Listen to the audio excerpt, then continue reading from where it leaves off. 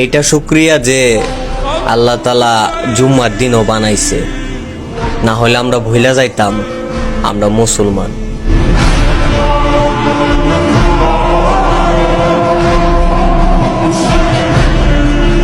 Messi Neymar নয়, সাকিব খান নয়, আজকে দেখবো আল্লাহর পাগল কয়জনে হয়।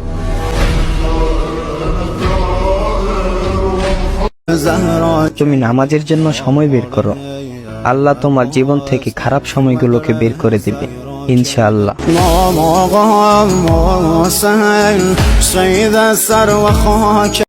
আসসালামু আলাইকুম ভাই।